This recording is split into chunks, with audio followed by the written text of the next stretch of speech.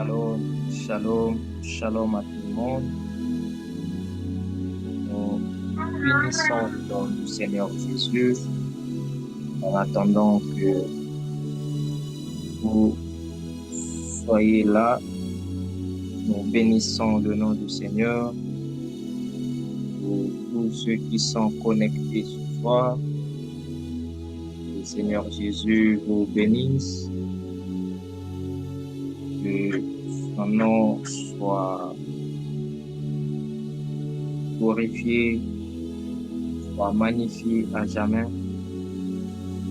Nous élevons le nom de notre Dieu. Nous élevons le nom de Jésus, lui qui est mort sur la croix et qui s'est donné pour nous comme un rançon pour nous. Que son nom soit béni à jamais. Béni son nom, je glorifie le nom du Seigneur, notre Dieu, notre roi. La grâce abondante qu'il nous accorde, pour la santé qu'il donne à nous.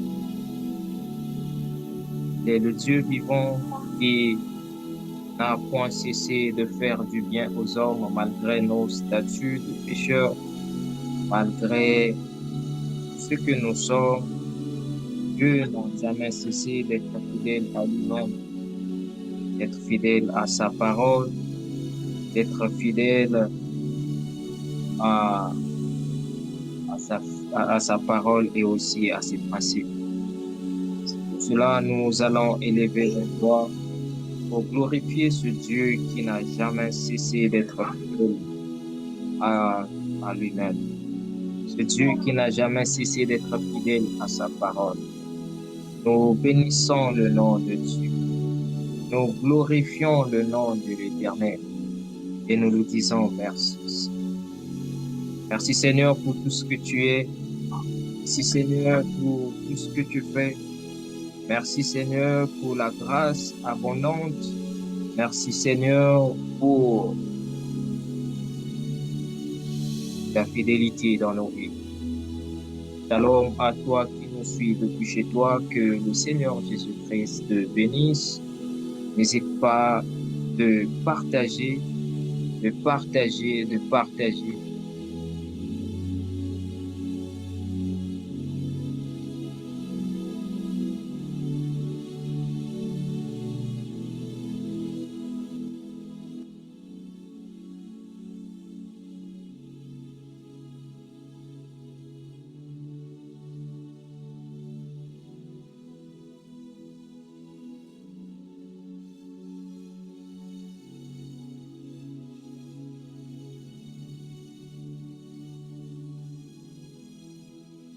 Gloire à Jésus-Christ, notre Dieu.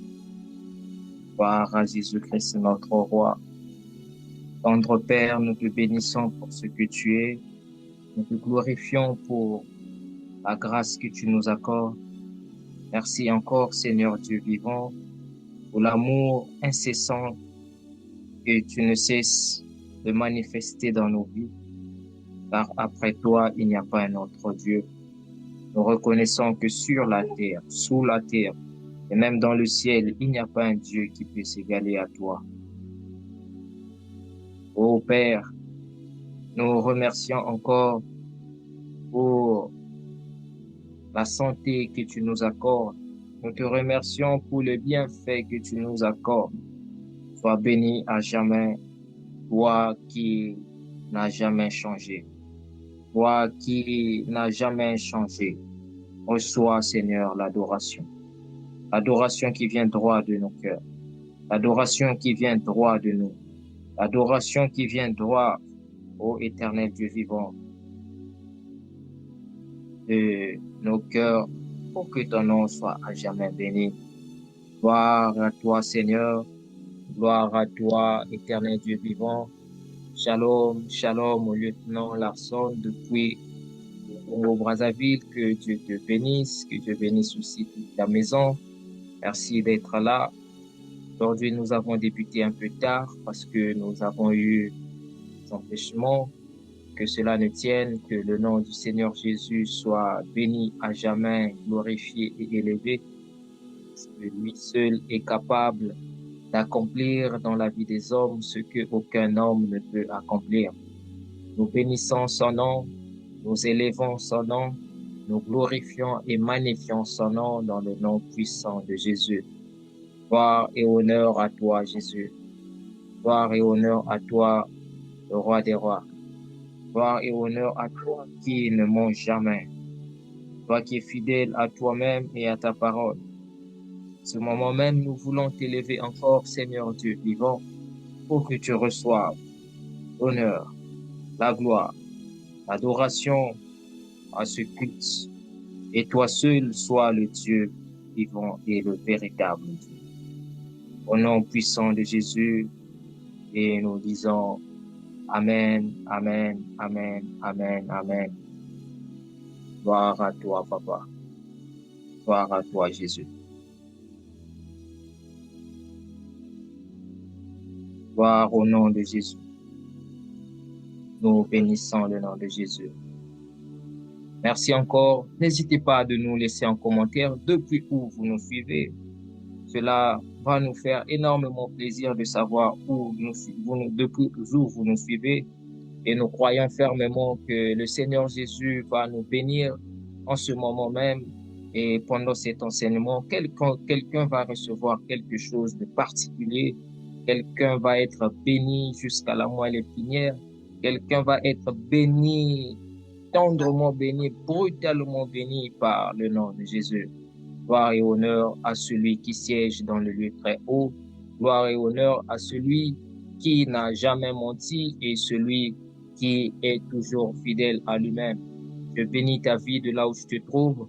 Je prie que le Seigneur Jésus-Christ t'assiste, que le Seigneur Jésus-Christ touche ta vie, qu'il change tout ce que tu as comme difficulté, qu'il change tout ce que tu as comme sujet de peine en ce jour où la parole de Dieu dit que Christ a déployé toute sa puissance sur la terre afin que nous soyons vainqueurs en lui. Je prie que tu sois vainqueur face à tes combats, face à tes difficultés. Je déclare et je décrète que la puissance de Dieu touche ta vie, change ta vie, se manifeste puissamment et se fasse voir en toi dans le nom de Jésus. Gloire à toi, Seigneur. Merci encore, tendre Père, pour ce moment. J'aimerais donner entre tes mains ce moment, de guider mes pas et aussi ma bouche.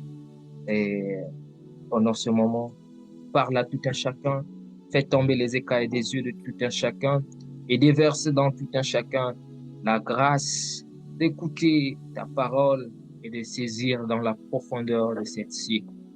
Afin qu'il s'accomplisse cette parole, les faire et guise les faire. Que ton nom soit béni, ô toi, Dieu vivant, au nom de Jésus. Amen, amen, amen, amen, amen. Amen, amen, amen, amen. Alors, si nous étions dans un culte, dans une église, j'allais dire, acclamons le Seigneur. Mais comme tu es chez toi, tu n'es que en ligne, je ne pourrais pas te dire d'acclamer le Seigneur, mais j'aimerais simplement te demander de faire un signe d'ovation par commentaire. Cela serait pour toi un culte d'action de grâce envers notre Dieu, celui qui ne ment jamais. J'aime l'appeler le Dieu de ma vie, le Dieu fidèle, parce que je l'ai vu se manifester dans toute sa fidélité dans la vie des hommes et même dans ma propre vie. Gloire à lui, dans le nom puissant de Dieu. Gloire à Jésus. Alors, ce soir, bien-aimés, nous sommes ici dans le cadre de d'un enseignement particulier que nous aimerons donner, partager avec vous, qui est un message très important, un message capital, que tout enfant de Dieu devrait connaître. Donc, je nous prie tout d'abord de prendre nos Bibles et d'ouvrir dans le livre de Colossiens chapitre 2, verset 15. Colossiens chapitre 2, verset 15. Est-ce que tu es connecté avec moi? Je dis tantôt Colossiens chapitre 2, verset 15. Nous allons lire Colossiens chapitre 2, verset 15. La Bible dit ceci. Il a dépouillé les dominations et les autorités et les a livrées publiquement en spectacle en triomphant d'elles par la croix. Amen. Gloire à l'agneau de Dieu, gloire au Dieu vivant qui ne ment jamais.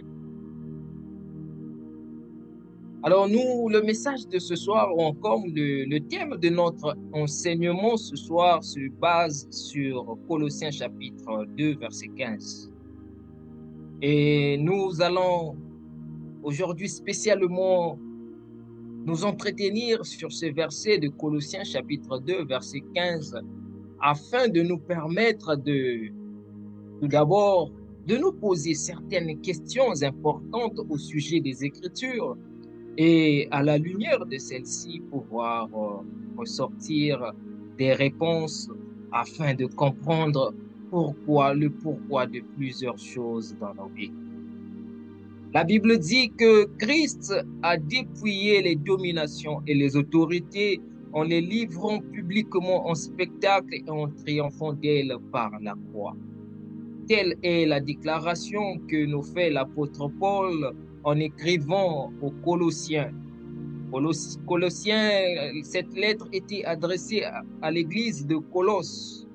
C'était une déclaration de Paul, mais qui en même temps nous démontre que cette déclaration n'était simplement pas de Paul, mais c'était aussi une vérité biblique que l'apôtre Paul voudrait enseigner aux Colossiens et aussi à l'Église tout entière. Il a dépouillé les dominations, il les a livrées publiquement en spectacle, en triomphant d'elles par là. Et bien aimé, lorsque nous regardons, nous analysons minutieusement l'assertion de Paul au sujet de l'œuvre de la croix et de ce que Christ a accompli sur la terre, nous pouvons nous poser plusieurs questions qui seraient très intéressantes.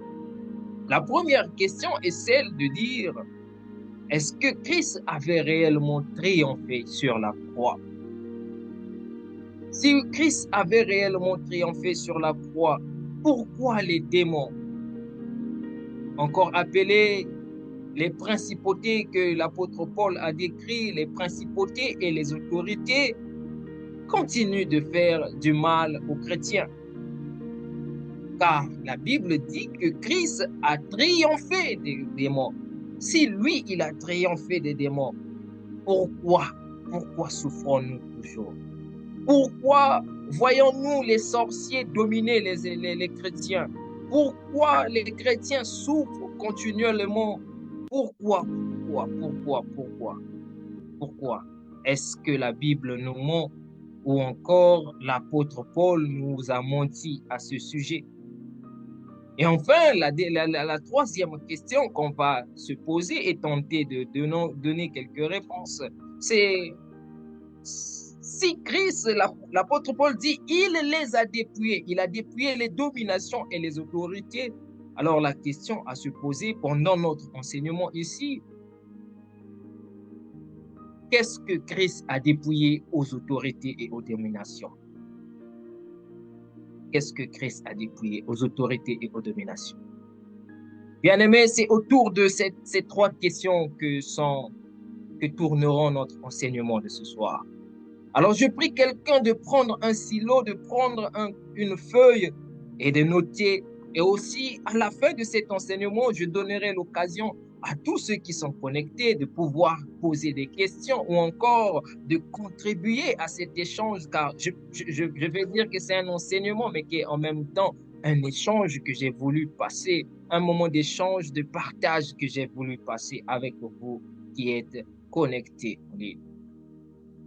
Il a dépouillé les autorités et les dominations. Alors, pour entrer dans notre message, premièrement, dans notre enseignement de ce jour, avant d'aller dans tous les sens, nous allons d'abord pouvoir définir ce qu'on appelle dépouiller. L'apôtre Paul dit que Jésus a dépouillé les dominations, les autorités et les a livrées publiquement. Qu'est-ce que dépouiller? Que veut dire dépouiller? Dans Larousse, dépouiller signifie se défaire de quelque chose ou encore ôter quelque chose. Il y a encore une autre définition, deux autres définitions. Donc, lorsqu'on parle de dépouiller, c'est retirer quelque chose de quelqu'un ou quelqu'un a quelque chose, on peut retirer cette personne, cette chose de la personne. Cela veut aussi dire que nous l'avons dépouillé. Nous l'avons dépouillé. Et enfin, dépouiller veut aussi dire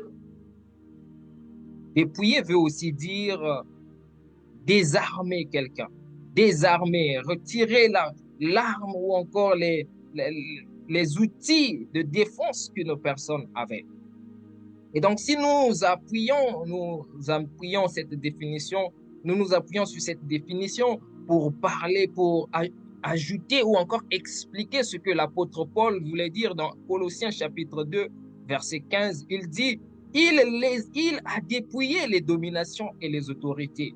Donc, il veut dire, Jésus a retiré les dominations, il a retiré, il a désarmé, il a ôté les autorités et les dominations. Il a désarmé les autorités et les dominations. Mais si l'apôtre Paul est en train de dire qu'il a dominé, il a retiré les dominations et les autorités et les a livrées publiquement au spectacle, cela veut dire que les autorités et les dominations avaient quelque chose. Parce qu'on ne peut pas dépouiller quelqu'un de quelque chose qu'il n'a pas. Donc, qu'est-ce que les dominations avaient? C'est notre troisième question que nous allons répondre au cours de cet enseignement. Mais avant tout d'abord, nous devons apprendre aussi, nous devons chercher à connaître ou encore donner quelques définitions en ce qui concerne les dominations et les autorités. Les dominations et les autorités. L'apôtre Paul a parlé des dominations, des autorités. On a l'habitude de lire, ce verset, mais on ne comprend pas qui sont les dominations, qui sont les autorités dont parle l'apôtre Paul dans ce verset. Les dominations et les autorités, bien-aimés, sont des êtres célestes. Les dominations et les autorités sont d'abord des êtres célestes. C'est ce que nous devons savoir. Lorsqu'on parle des êtres célestes, bien-aimés, ce sont des créatures divines. Les êtres célestes sont, en d'autres termes, les créatures qui ont existé avant l'homme physique. Donc encore des créatures spirituelles. Et lorsque Dieu, avant de créer le ciel et avant de créer la terre, il vivait au ciel, mais il était entouré d'anges. Il était entouré d'anges. Il y avait plusieurs parmi les anges que Dieu était entouré. Il y a plusieurs catégories d'anges parmi lesquels qui se trouvaient autour de Dieu. Je vais dire à quelqu'un que lorsqu'on parle des dominations, qu'on parle des autorités, à la base, les dominations et les autorités étaient des anges. Mais je n'aimerais pas utiliser le terme ange parce que ça va porter une confusion autour de ce que nous sommes en train d'apprendre ou encore autour de notre enseignement. Je vais dire à quelqu'un que en ce qui concerne la hiérarchie céleste, c'est-à-dire ceux qui ont étudié l'angéologie, la science de l'angéologie ou encore ceux qui ont étudié les anges, au ciel, il y a plusieurs catégories d'anges. Tous les êtres célestes qui se trouvent au ciel, tout ce que nous appelons anges, en réalité, ne sont pas appelés anges. chaque type d'être céleste a un nom précis. Et donc, nous avons 4 types d'anges que l'apôtre Paul, ou qu'on trouve dans la Bible. 4 types d'êtres célestes. Les êtres célestes, on a 4 types d'êtres célestes. Le premier type d'être céleste, nous avons, euh, nous avons nous avons d'abord les séraphins. Les séraphins, c'est le prophète Ésaïe qui parle des séraphins. Il est allé au ciel, il fut ravi au ciel et il a vu une catégorie des êtres célestes qu'on appelle les séraphins. Il y a encore le prophète Ézéchiel, lorsqu'il fut ravi au ciel, il vit une catégorie d'anges appelée, une catégorie d'êtres célestes appelés les chérubins.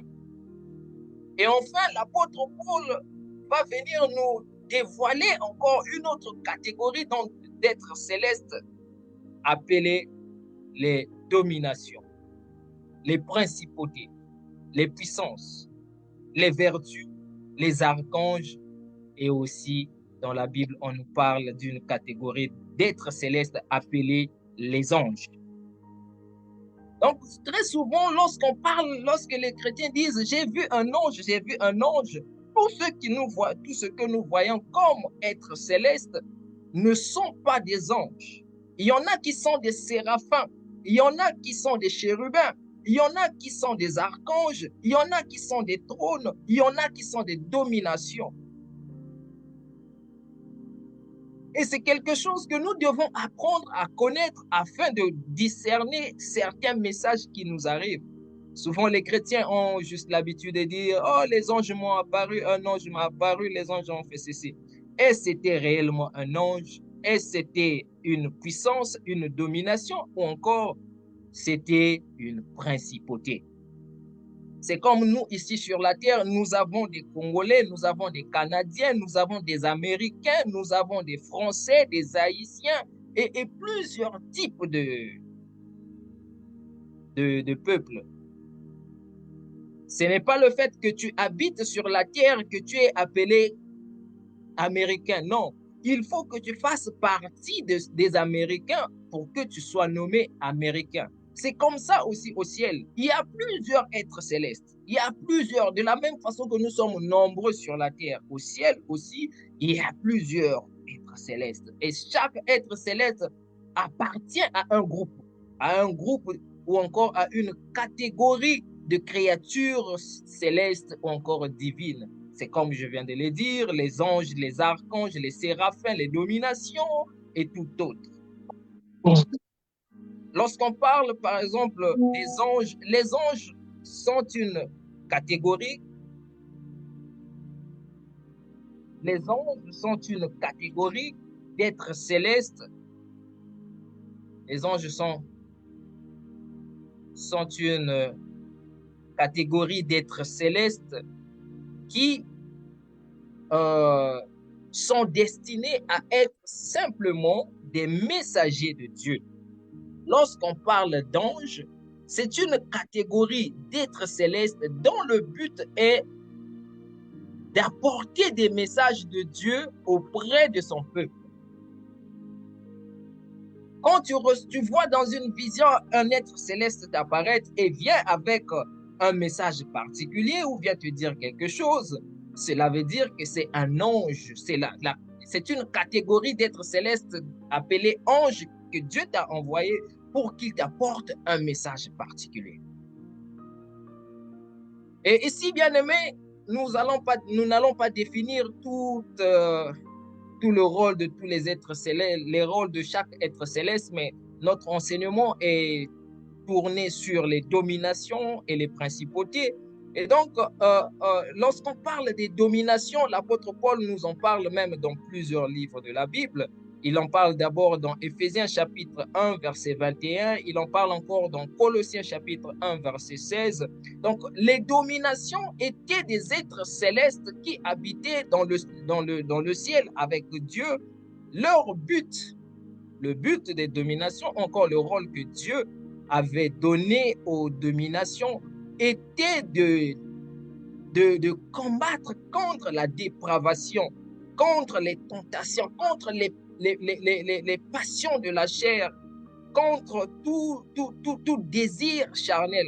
C'était leur rôle à eux, de la même façon que les archanges ont leur rôle à eux, les anges ont leur rôle à eux, et c'était le rôle de domination, encore la mission qui était confiée aux dominations.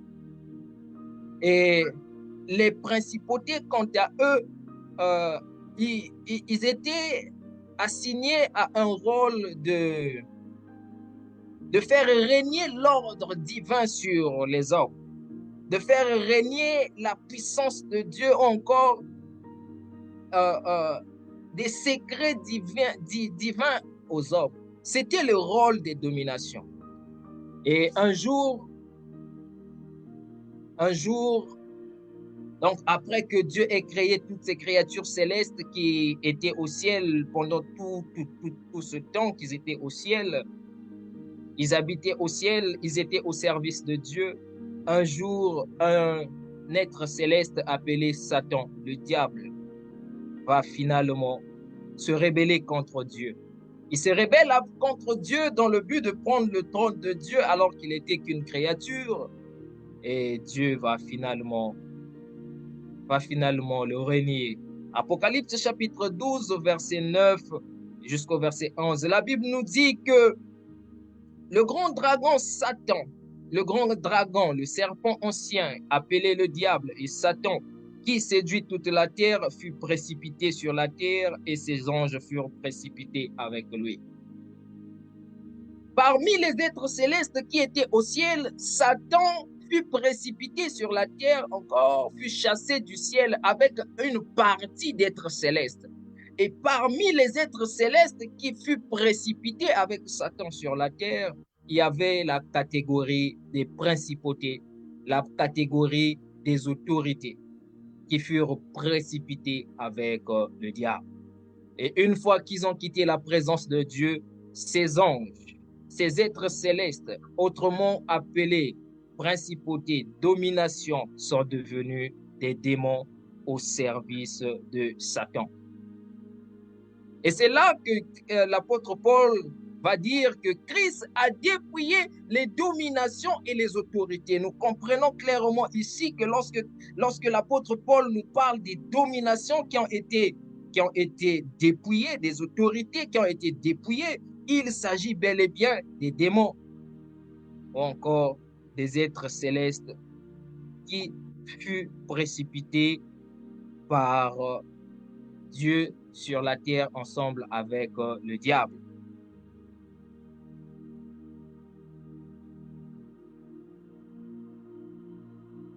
Gloire au Seigneur Jésus. Alors, bien aimé, nous allons essayer de répondre à la question. Si on s'est dit que si Jésus a dépouillé les dominations, c'est qu'ils détenaient quelque chose. De quoi finalement Jésus a dépouillé les dominations? Les dominations et les autorités, de quoi étaient-ils équipés avant qu'on les dépouille? Parce qu'on dit que Satan, lui, il était un ange de lumière. Et on ne l'a pas dépouillé, cette lumière, avec qu'il possédait. Mais il se déguise en ange de lumière plutôt. On ne l'a pas dépouillé de cette capacité de se déguiser d'ange de lumière. Mais l'apôtre Paul ne dit pas que Satan a été dépouillé non, il dit les dominations. Donc, il précise clairement quelle est la catégorie d'êtres célestes qui étaient dépouillés sur la croix. Alors, de quoi ils étaient-ils dépouillés? De quoi ils étaient-ils équipés? Dans l'histoire du monde, bien-aimé, avant que vous et moi nous existons, la mort n'existait pas. La mort n'existait pas. Adam et Ève furent créés par Dieu, mais ils habitaient dans le jardin d'Éden sans que la mort n'existe. Et j'ai une question que je me suis posée pendant cet enseignement. Qui a tué Adam et Ève?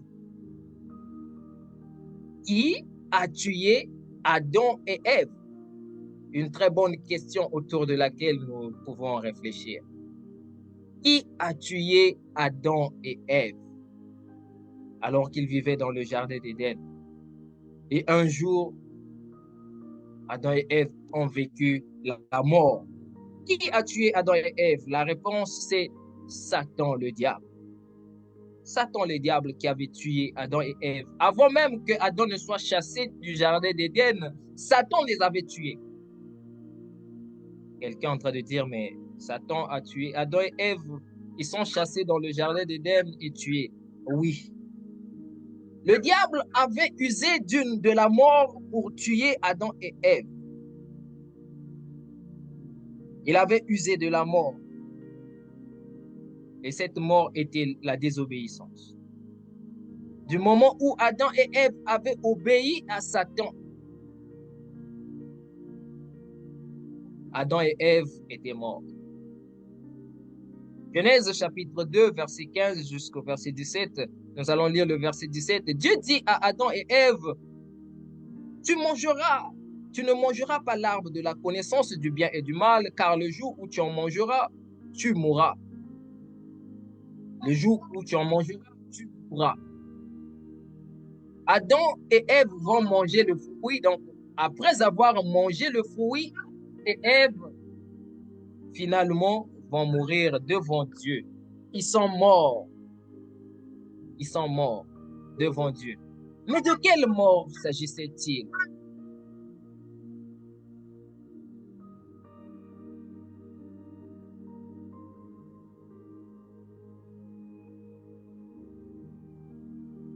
Dieu a dit à Adam et Ève, le jour que vous mangerez le fruit, vous mourrez. Ils ont mangé le fruit. Adam et Ève n'étaient pas morts. Au contraire, ils ont eu des enfants. Mais de quelle mort s'agissait-il ici? Dieu parlait de la mort spirituelle. Adam et Ève étaient morts spirituellement devant Dieu. Donc, dès l'instant où le diable avait réussi à faire manger le fruit défendu à Adam et Ève, le diable a fait rentrer dans Adam et Ève la mort. Et il avait désormais la puissance de tuer tout ce qu'il pouvait rencontrer sur son chemin. Parce qu'il avait d'abord tué Adam et Ève, il avait désormais le pouvoir de la mort entre ses mains. Il avait le pouvoir de la mort entre ses mains. D'où la réponse à cette question. De quoi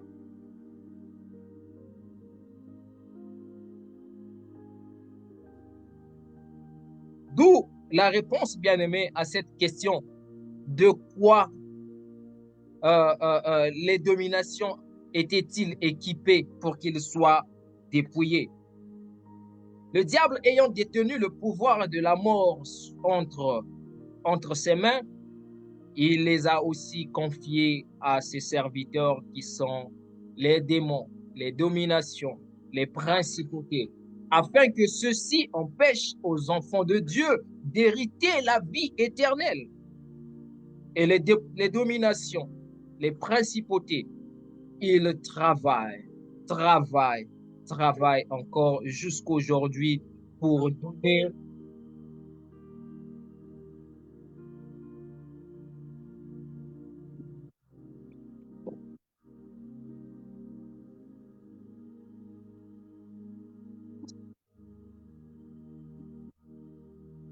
Ah, désolé, désolé.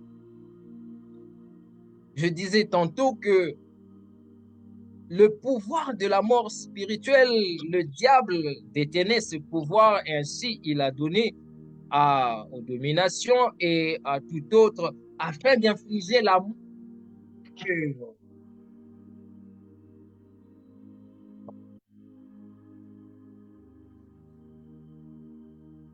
avoir des enfants, c'est pas facile.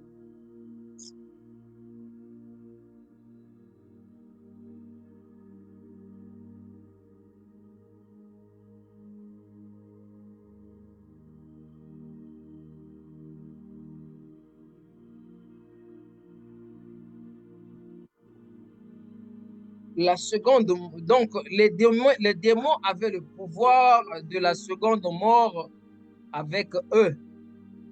Et ils tuaient, ils tuaient, ils tuaient, ils tuaient ceux qu'ils trouvaient sur leur chemin. Ils ont tué beaucoup à travers la dépravation. Comme je l'ai dit tantôt, que les dominations dans le ciel, ils avaient le pouvoir de libérer les hommes de la passion, de la passion de la chair, de la dépravation et d'autres choses. Les dominations travaillent à travers la dépravation. Quand nous voyons dans notre monde, parmi les puissances les plus fortes qui guident ce monde, nous avons la puissance de la dépravation, la puissance des fruits de la chair qui détruisent des hommes. Regardons un peu comment notre monde est perverti. Mais avant même que nous arrivions à notre monde, il y eut Sodome et Gomorrhe, deux villes célèbres où le diable, à travers les dominations et les principautés, ont pu détruire des milliers et des milliers de vies. Et c'est de ce pouvoir qu'ils sont dotés.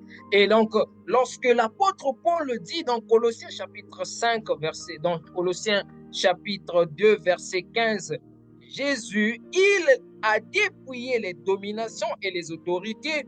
De quoi finalement Christ a dépouillé les autorités et les dominations? Christ a dépouillé les autorités et les dominations du pouvoir de la mort spirituelle. Du pouvoir de la mort spirituelle, parce que Satan avait le pouvoir d'infliger la mort spirituelle aux hommes. C'est ainsi que nous lisons, plusieurs ont été perdus avant l'avènement de Christ. Ils ont été séduits par le diable et détruits, ainsi qu'ils se trouvent ou ils se trouveront dans le feu éternel. Dans le feu éternel. Et Christ, en triomphant sur la croix, il avait dépouillé les dominations du pouvoir de la mort. Ainsi, toute personne née réellement de nouveau en Christ ne peut plus vivre la mort spirituelle ou encore la seconde mort. Et c'est là que je dis souvent que toute personne née réellement de nouveau ne peut plus encore se perdre, ne peut plus perdre son salut à travers la séduction des dominations et des autorités, des principautés. Ne peut plus perdre ton salut. Même le diable lui-même ne peut plus te perdre. C'était la mission que Christ avait accomplie sur la croix. Sur la croix. Tu ne peux plus perdre, repartir dans le monde. Tu ne peux plus rétrograder si réellement tu es en Christ. C'était le pouvoir que Christ a dépouillé aux dominations. Et rappelez-vous, bien-aimés, la puissance de l'œuvre de la croix ne réside pas dans la crucifixion. Ce n'est pas le fait que Christ ait été crucifié que l'œuvre de la croix est puissante. Non, c'est le fait que Christ est ressuscité d'entre les morts qui fait de la crucifixion l'œuvre la plus puissante de la création. Beaucoup de martyrs ont été crucifiés dans l'histoire du monde pour leur peuple. Lumumba a été tué pour son peuple. Kadhafi et tant d'autres personnes ont été tuées dans l'histoire du monde pour leur peuple. Mais personne parmi elles, ont ressuscité d'entre les morts. Mais Christ a vaincu la mort. Christ a dépouillé le diable qui avait la puissance de la mort et les principautés et les dominations. Il les a dépouillés de cette puissance. C'est ainsi que la Bible dit que dans Matthieu chapitre 27, versets 50 à 53, lorsque le voile du temple se déchira en deux du haut jusqu'en bas, la terre trembla, les rochers se fondirent, les sépulcres s'ouvrirent et plusieurs corps des saints qui étaient morts ressuscitèrent étant sortis des sépulcres après la résurrection du Christ. Bien-aimé, la résurrection du Christ a apporté une puissance qui a vaincu le monde. Et ce jour, quand Christ, quand il est descendu dans le séjour de mort, il est allé, il a frappé à la porte de la mort. Et le diable et ses démons se tenaient devant la porte. Il disait, qui est devant la porte? Christ disait, je suis le prince de la vie. Je suis le prince de la vie. Ô mort, donne-moi les clés du séjour de la mort. Mort, donne-moi, ô Satan, donne-moi les clés des séjours des morts. Christ est descendu, il est allé délivrer ceux qui étaient tenus captifs par la mort et il a dépouillé les dominations, il a dépouillé les principautés et les autorités et a rendu libre toute personne qui était morte et détenue par la mort. Personnes qui étaient mortes, détenues par la mort. Et nous comprenons ici, finalement, lorsque nous lisons encore, il a dépouillé les dominations, donc les démons et les autorités, tout cela qui font partie de la catégorie des êtres célestes perdus. Il les a dépouillés et les a livrés publiquement en spectacle. Il les a dépouillés du pouvoir de la mort spirituelle, il faut bien préciser, de la mort spirituelle, et les a livrés publiquement en spectacle, en triomphant d'elle par la croix. Donc la réponse, de quoi les principautés étaient-ils équipées, les dominations? C'était le pouvoir de la mort spirituelle. Nous allons à présent répondre à la question et nous avons dit que si Christ avait dépouillé, si Christ les a dépouillés, pourquoi l'homme continue-t-il jusqu'aujourd'hui de souffrir? Parce que si les démons et les principautés ont été dépouillés par Christ, mais quand on voit la réalité de ce que nous vivons, les chrétiens souffrent. Ils souffrent. Les démons continuent de sévir, de détruire, de s'aimer la terreur au milieu des chrétiens. Pourquoi continuons-nous toujours de souffrir si réellement Christ avait dépouillé? Et la réponse à cette question va nous emmener à comprendre deux dimensions de la création de l'homme. Il existe deux types d'hommes, donc l'homme physique et l'homme spirituel. L'homme physique et l'homme spirituel.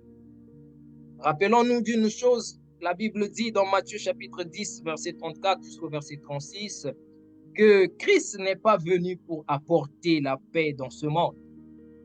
Il est venu pour apporter la division entre l'homme et son père, entre la fille et sa mère, entre la belle-fille et sa belle-mère, et l'on aura pour ennemi ses membres de sa famille. Une parole profonde, d'une profondeur profondissime, que nous devons comprendre ici, que Jésus déclarant que je ne suis pas venu apporter la paix, mais dans d'autres versets, lorsque nous lisons, la Bible dit ceci, qu'il est le prince de la paix.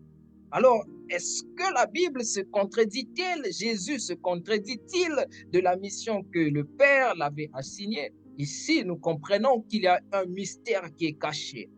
Christ n'est pas venu pour apporter la paix et réellement, il n'est pas venu dans le monde pour apporter la paix. Il n'est pas venu dans le monde pour concilier les hommes. Et quand je parle des hommes, Christ n'est pas venu pour concilier. Il s'agit de l'homme spirituel et l'homme charnel. L'homme est constitué des trois dimensions de l'âme, l'esprit et le corps. Et donc, notre homme spirituel, c'est notre esprit et notre homme charnel, c'est notre corps. Et Christ a divisé, à travers son épée, il est venu diviser l'homme charnel de l'homme spirituel. Parce que lorsque nous étions morts dans le jardin d'Éden avec le péché d'Adam et Ève, nous étions devenus un. Notre esprit et notre chair étaient devenus un parce que là je parle dans le langage spirituel, notre esprit et notre corps étaient devenus un. Et l'homme ne pouvait plus se détacher de son esprit parce que son esprit était déjà mort. Et lorsqu'il se retrouvait devant Dieu, l'homme n'avait plus la capacité de se détacher de son corps pour atteindre certaines dimensions spirituelles avec Dieu. Et Christ, lorsqu'il est venu avec son épée, lorsqu'on parle de l'épée ici, il s'agit de la parole de Dieu. Christ est venu avec son épée à travers l'œuvre de la croix, à travers la résurrection. Il a séparé l'homme charnel de l'homme spirituel. Ainsi, l'homme spirituel va retrouver la vie en Christ. Amen. Ah, c'est un peu profond. Aujourd'hui, nous allons atteindre un peu de nouvelles dimensions dans nos enseignements, sortir un peu du lait spirituel que l'on consomme tout le temps. Donc, je disais que Christ a séparé les hommes. Ainsi, en séparant les hommes sur la croix, je parle des hommes, en apportant la division entre l'homme charnel et l'homme spirituel, Christ va sauver l'homme spirituel. Christ va sauver l'homme spirituel. Et une fois qu'il est sauvé l'homme spirituel l'appartient. Mais l'homme charnel n'a pas été sauvé. L'homme charnel, à travers l'œuvre de la croix, n'a pas été sauvé, mais plutôt l'homme charnel bénéficie simplement de certains privilèges que l'œuvre de la croix lui concède, tels que la guérison divine et la manifestation de certains miracles, la manifestation de la puissance de Dieu qu'il peut bénéficier afin de demeurer en vie. La Bible dit dans Romains chapitre 8, si le Christ qui est mort et ressuscité d'entre les morts habite dans votre corps, il donnera vie à votre corps mortel. Le Christ, une fois qu'il est sauvé notre esprit, notre corps mortel peut enfin bénéficier d'une certaine grâce divine qui sont ceux que je viens de citer. Alors que Dieu Christ a, sur la croix, il a dépouillé les dominations, il les a rendues publiquement en spectacle et a triomphé d'elles sur la croix. Il est parti, il a sauvé l'homme spirituel.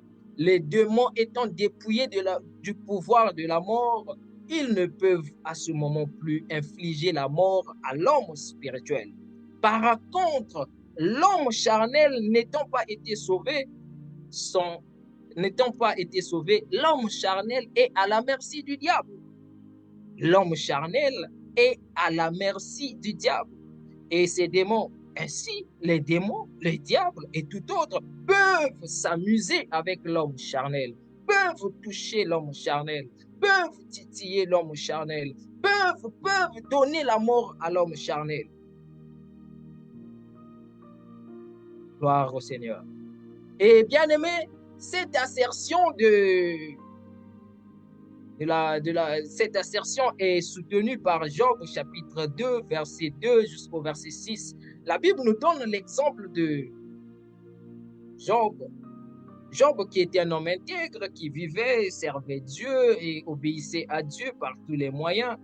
Satan va aller voir Dieu et il va demander à Dieu s'il peut toucher à la vie de Job. Et la réponse de Dieu qui fut une réponse très intéressante. Dieu va dire à Satan, tu peux toucher. Nous allons lire Job chapitre 2, verset 2. On va lire verset 6. L'Éternel dit à Satan, voici je te livre Job, seulement épargne sa vie. Dieu a dit à Satan, je te livre Job, épargne sa vie. Or, bien-aimé, qu'est-ce qui donne la vie dans l'homme? Ce qui donne la vie dans l'homme, c'est l'esprit. Sans l'esprit, il n'y a pas de vie dans l'homme. Le souffle de vie est rattaché à l'esprit. Le cordon d'argent d'un homme est rattaché à son esprit. Quand on parle de la vie, ce n'est pas cette chair qui est en train de faire des mouvements, mais c'est de l'homme spirituel qui est au-dedans de nous, qui donne la vie à l'homme charnel. Et Dieu, quand il dit à Adam et à Satan, ne touche pas à la vie de Job, Dieu est en train de dire à Satan, ne touche pas à son esprit, mais tu peux toucher à son corps, tu peux toucher à sa chair. C'est pourquoi la Bible confirme dans Job chapitre 2, verset 7, écoutez ce que la Bible va dire. Satan se retira devant la face de l'Éternel, puis frappa Job d'un ulcère malin, depuis la plante de son pied jusqu'au sommet de la tête. Oh, gloire à Jésus.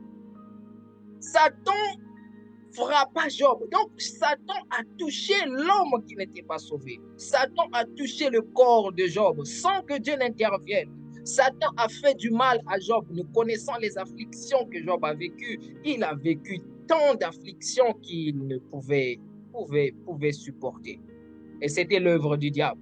Mais l'esprit de Job n'a vécu aucune affliction. C'est pourquoi je vais dire à quelqu'un que tu peux traverser certaines souffrances qui ne touchent pas ton esprit. C'est alors que nous voyons certaines personnes vivre des épreuves qui sont plus fortes qu'elles, mais n'abandonnent pas. Si l'esprit de Job était touché par Satan, Job n'allait pas tenir jusqu'au bout de son épreuve. Et là, je prie pour quelqu'un qui vit des situations difficiles, que le Seigneur épargne ton esprit de l'emprise du diable. C'est ainsi que tu seras fort face à toute épreuve. Parce que Christ a dépouillé les dominations et les autorités et les a livrées publiquement en spectacle, en triomphant d'elles sur la croix.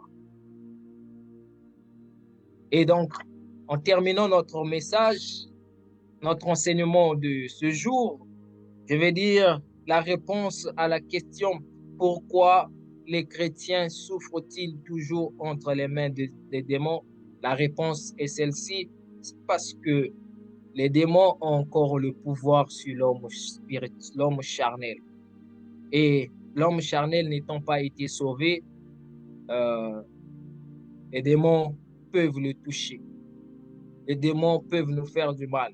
C'est ainsi que j'encourage tout un chacun de nous de s'accrocher à Christ, de s'accrocher à la puissance de Christ, car il nous a donné la puissance de dominer les démons. Ils ont été dépouillés sur la croix, ils ont été précipités sur la terre, ils n'ont pas de puissance, mais ils peuvent toucher nos corps. Alors que je suis à la fin, en attendant que je reçoive de vos questions, les différentes. Si vous avez des questions liées à ce message, à cet enseignement, je vous prie de poser vos questions. Nous sommes à la fin, quasiment à la fin de notre enseignement de ce jour, et qui était tiré de Colossiens chapitre 2, verset 15. Nous avons répondu à plusieurs questions et par la grâce de Dieu, nous comprenons désormais que lorsque il y a certains païens qui nous disent, mais vous, votre Dieu là, il vous sauve, mais vous êtes toujours dans le malheur, il y a toujours des maladies et tout. Oui, ces choses ne vont pas manquer. Ces choses seront toujours devant nous pour nous persécuter. Mais il y a une seule chose que nous savons, c'est que Christ a dépouillé les dominations et les a livrées publiquement en spectacle et a triomphé d'elles sur la croix. Ainsi, il nous a donné le pouvoir de les chasser. Il nous a donné l'autorité de les chasser. Il dit dans la Bible, sa parole déclare ceci: allez partout dans le monde, imposez les mains aux malades et les malades seront guéris. Et nous avons ce pouvoir parce que Christ, quand il a vaincu les démons, il a retiré la puissance qu'ils avaient, il nous l'a donnée. Et chaque chrétien est puissant. Chaque enfant de Dieu a la puissance de Dieu. C'est ainsi que je déclare, je prie pour une personne qui est connectée présentement, qui ne vit pas selon la puissance de Dieu, qui n'a pas la puissance de Dieu, qui peut-être est dominé par les principautés, les auteurs et toutes sortes de démons. Je prie que la main du Seigneur Jésus-Christ te touche et te donne la force de dominer tout esprit méchant et malsain qui t'occupe, qui t'oppresse. Je déclare dans ta vie que la main du Seigneur Jésus-Christ changera ta vie et que tu reçoives la puissance infiniment variée de Dieu. Nous sommes à la fin. Je vous prie pour ceux qui ont des questions pour ce soir, n'hésitez pas de poser vos questions. Nous sommes à la fin. En attendant, je dis un chaleureux coucou à vous qui êtes connectés. Que le Seigneur Jésus vous bénisse. Bienvenue encore à vous qui êtes connectés ce soir. Bienvenue à vous qui êtes là. Merci encore d'avoir passé ce moment d'enseignement sur le thème « Il a dépouillé les dominations et les autorités ». vous qui l'avez suivi, que Dieu vous bénisse, qu'il ouvre encore vos oreilles spirituelles, vos yeux spirituels, afin que vous voyez encore plus dans la révélation de la parole de notre Seigneur et notre Père Jésus-Christ. Soyez bénis à jamais. Je vois qu'il y en a d'autres qui sont sur Zoom et d'autres qui sont sur Facebook. Je vois qu'il n'y a pas aussi de questions sur cet enseignement que nous venons de donner. Que Dieu vous bénisse. N'hésitez pas de nous contacter inbox en cas de sujet, en cas de questions liées à cet enseignement. Et n'hésitez pas aussi de partager cet enseignement autour de vous. Que Dieu vous bénisse. C'est un plaisir, un honneur, une fierté pour nous de passer ces moments avec vous. Shalom, shalom à vous qui nous suivez depuis chez vous. Shalom à notre sœur Bertie Bis, que Dieu te bénisse. Shalom aussi aux serviteurs de Dieu qui sont connectés, qui nous suivent. Shalom encore à lieutenant Larson Mavuna. Shalom à vous. Shalom, shalom, shalom. Que Dieu vous bénisse à jamais et abondamment. Votre frère, votre missionnaire, le moindre de tous, la lumière du monde. Ciao, ciao.